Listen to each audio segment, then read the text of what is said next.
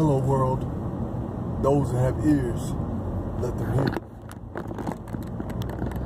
A lot of us are real familiar with this world and the way that it functions. And in order to get out of it, you're going to have to suffer. This is the bottom line, family.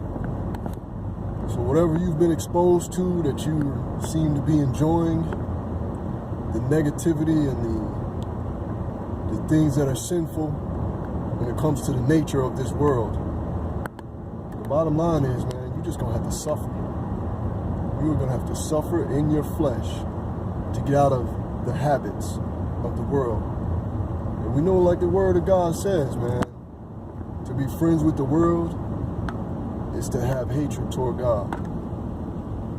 Right? So,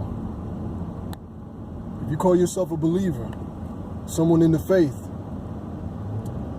you're just going to have to walk it out. You're just going to have to get the sin out of your life. You may not understand it right now, but if you call yourself a true believer, a true Christian, you're just going to have to suffer. At first, it's going to hurt. Eventually, the more conviction you get in your heart, the easier it becomes.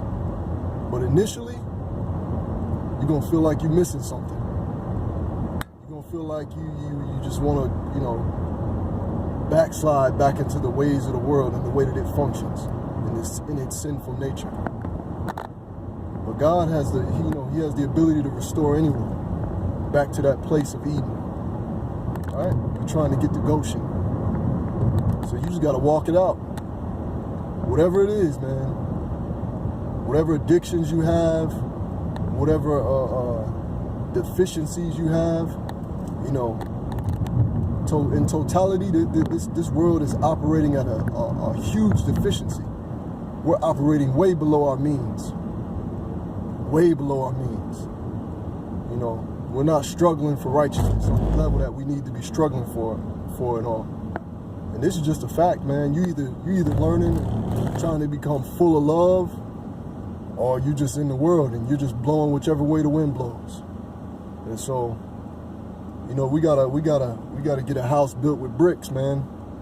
We gotta get away from these houses being built with sticks and straw, right?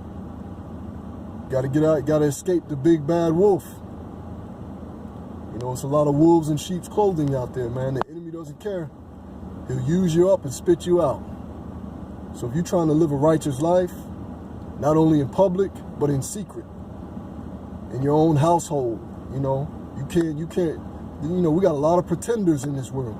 Folks that pretend to be Christians, but if you were to ask somebody close to them, somebody in their family, they would say they hell on wheels. So the same person you portray out in the public is the same one you should be with your kids and your family and your friends. A loving individual. You put on this facade, man, like the word of God says. Who knows the spirit of a man? Who knows the truth of a man except the spirit of a man? See, that's the thing that you can't run from. You can't run from your conscience. It's always there, right? It's like the Lamb's book of life. Everything's being recorded. Everything's being recorded. So the only way to escape it is you just got to go through. You got to tough it out, grind it out, and you got to shed some blood, man. This is just the way it is. To make righteous decisions on any levels. It doesn't matter whether it's in your workplace, when no one is looking. God sees all. You can't hide from God. God sees all.